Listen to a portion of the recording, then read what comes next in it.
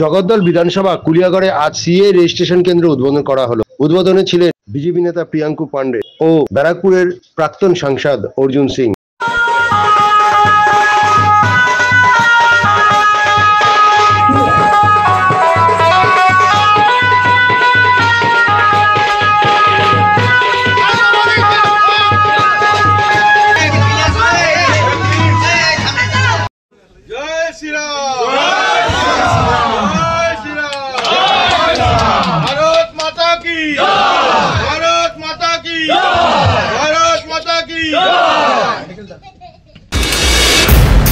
যে এত ভালোভাবে আজকে এই কার্যক্রমটা আয়োজন করেছেন এবং বিশেষ করে এখানে যে সিএ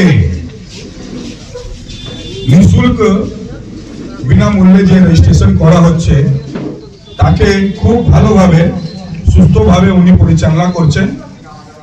তার সাথে আছেন ভাই সবুজ বিশ্বাস, আমাদের এখানকার শক্তি কেন্দ্র প্রমুখ, তাকেও ধন্যবাদ জানাই।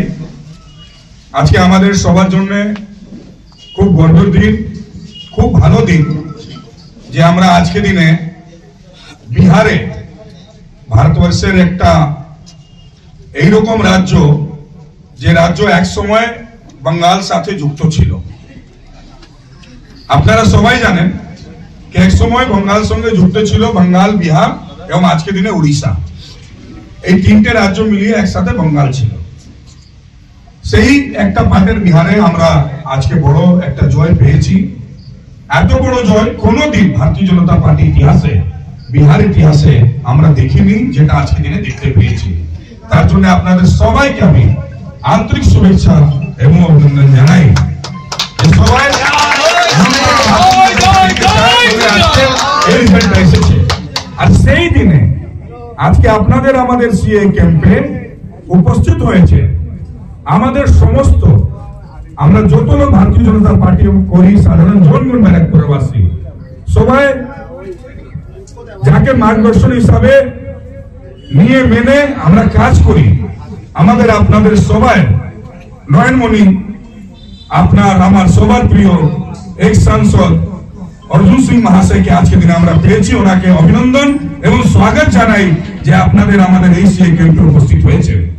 সাথে উপস্থিত আছেন ভাই নারায়ণ বিশ্বাস, প্রিন্স, আমাদের অক্তর এবং আরো অনেক লোক, আমাদের সুমিত থেকে নিয়ে, অনিরোজদা থেকে নিয়ে, ভাই মিঠুন থেকে নিয়ে সবাইকে আমি অভিনন্দন জানাই।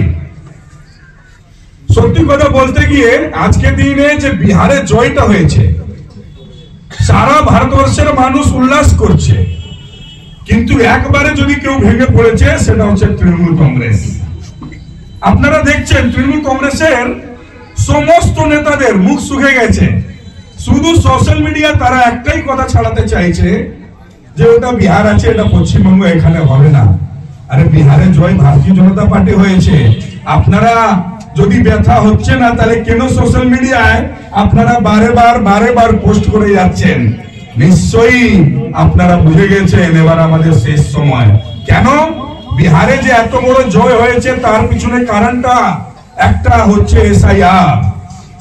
আমি বলি অনেকগুলো কারণ আছে, কিন্তু একটা বড় কারণ হচ্ছে এসআইআর।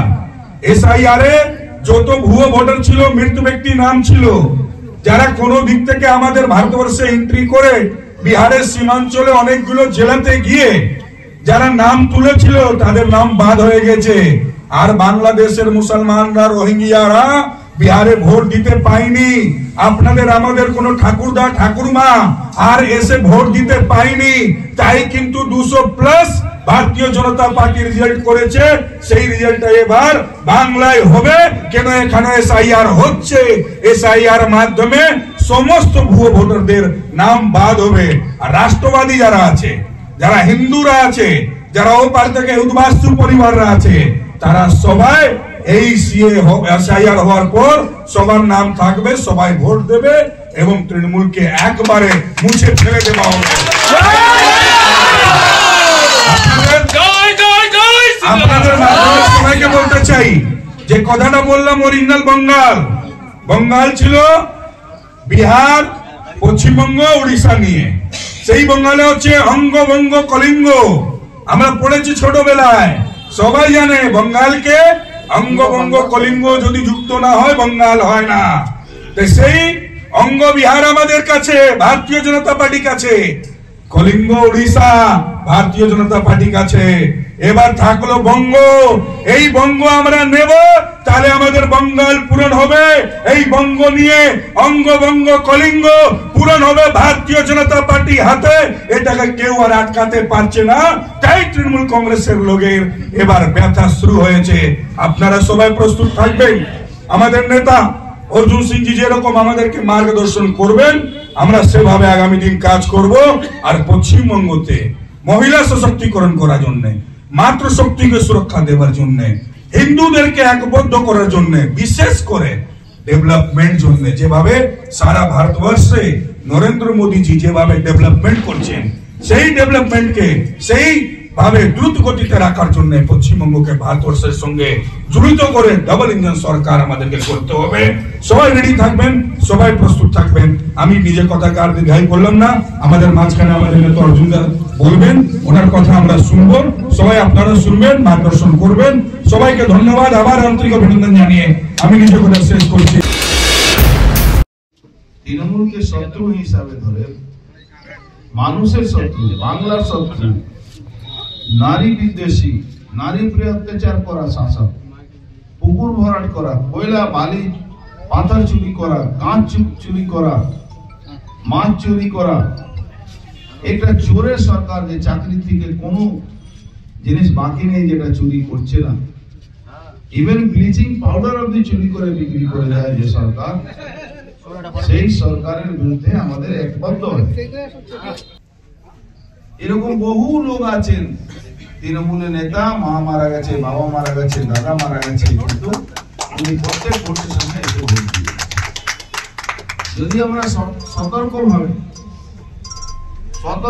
যদি আমরা এসআইআর করতে পারি, তাহলে আপনারা জানেন 1 থেকে 1.5 কোটি ভুয়া ভোটারের নাম বাদ হবে। পশ্চিমবাংলা ক্ষমতায় আমরা আসবো।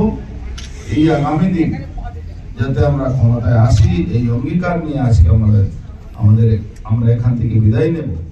কিন্তু একটা জিনিস আমি ধন্যবাদ জানাবো তাপস দাকে, তিনি এই ক্যাম্পটা চালিয়ে মানুষকে সহযোগিতা করছেন।